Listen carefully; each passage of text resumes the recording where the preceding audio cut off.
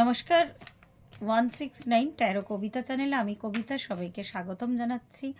এখন আমি চলে এসেছি 2025-এর কন্যা রাশিফলের রিডিং নিয়ে ট্যারো থ্রুতে। দেখা যাক কন্যা রাশির জীবনে কি আসতে চলেছে, 2025 কোন সুসংবাদ বয়ে আনতে চলেছে, আর কি কি বিষয়ে সাবধানতা অবলম্বন করা দরকার, কোন কোন দিক থেকে আপনাদের জীবনে সফলতা আসতে চলেছে, বা কোন কোন দিকগুলো আপনাদের জীবনের একটু হওয়ার চান্স এই বছরে কম আছে। তো এগুলো আগে থেকে জানা থাকলে কি হয়, মানুষ অনেক বেশি সতর্ক হয়ে যেতে পারে, তার ফলে তারা হয়তো বড় কোনো ক্ষতির হাত থেকে বাঁচতে পারে। তো ট্যারো থ্রুতে যেহেতু করছি, আমি সবসময় বলি যে যখনই আমি ট্যারো রিডিং করি অনলাইনে, তখন আমি 7 কার্ড রিডিং করি। তো 7 কার্ড রিডিংই করবো এখনও। দেখা যাক 2025 কন্যা রাশির জীবনে কী সুফল বয়ে আনতে চলেছে।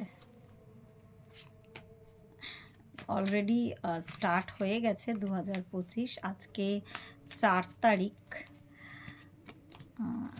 জাস্ট আর কি স্টার্ট হয়েছে, একদম ফ্রেশ একটা স্টার্ট। দেখা যাক কন্যা রাশির জীবনে কি বার্তা বয়ে আনতে চলেছে 2025।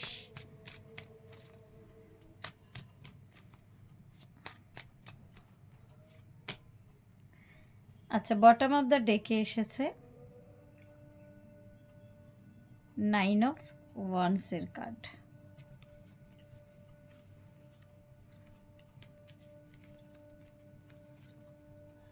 টাওয়ার কার্ড এসেছে, 4 অফ পেন্টাকলস এসেছে, মেজর আরকানা থেকে দুটো কার্ড পরপর, টেম্পারেন্সের কার্ড এসেছে, আবার মেজর আরকানা থেকে হাই প্রিস্টেসের কার্ড এসেছে। বাবা, মেজর আরকানা থেকে অনেকগুলো কার্ড কিন্তু কন্যা রাশির জন্য এসেছে, মানে আমি নিজেই অবাক হচ্ছে, একের পর এক বাউন্সার। কুইন অফ ওয়ান্সের কার্ডও কিন্তু কন্যা রাশির জন্য এসেছে 2025-এর জন্য। একটা ধামাকাদার বছর হতে চলেছে, বোঝাই যাচ্ছে। 4 অফ ওয়ান্স আর 3 অফ পেন্টাকলসের কার্ড এসেছে। আগেই বললাম যে একটা ধামাকাদার বছর হতে যাচ্ছে। এতগুলো মেজর আরকানার কার্ড না অনেক কিছু ইন্ডিকেট করে। কন্যা রাশির মানুষদেরকে বলছি যে যারা মনে করছিলেন, যাদের কোনো একটা দিক, সেটা তাদের সম্পত্তিগত দিক হোক বা রিলেশনশিপের দিক হোক বা ফিনান্সিয়াল দিক হোক, হয়তো একদম শেষ হয়ে গেছে।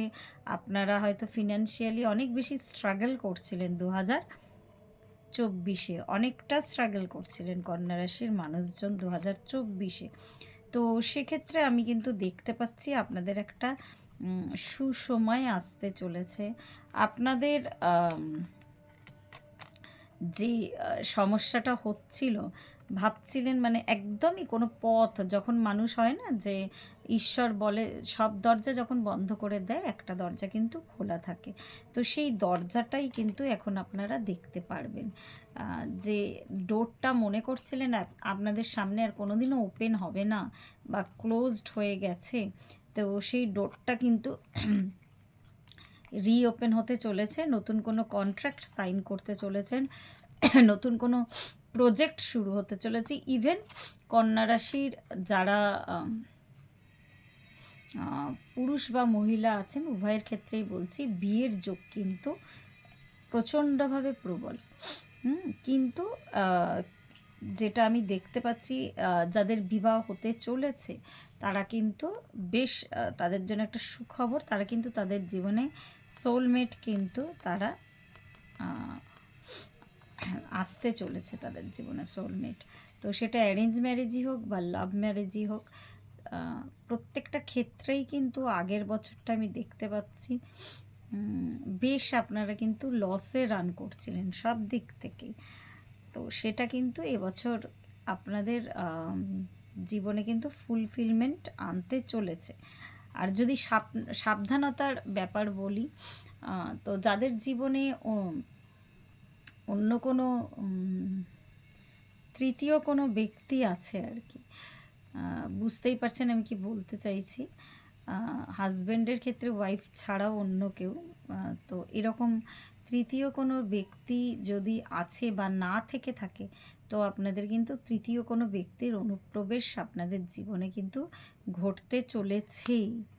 আমি ম্যারিড মানুষদের কথা বলছি, বা যারা অনেক দিন রিলেশনশিপে আছেন তাদের ক্ষেত্রে আমি বলছি। তো সেক্ষেত্রে এটা আমাদের সাথে যা যা ঘটে পুরোটাই ডিভাইন প্ল্যান। তো সেই ক্ষেত্রে একটু সতর্ক থাকতে হবে। অনেক ক্ষেত্রে যে ঈশ্বর আমাদের কাছে অনেক অপশান দেয়, তো এই অপশানগুলোতে যাওয়া বা না যাওয়া কিন্তু নিজস্ব উইজডমের ব্যাপার।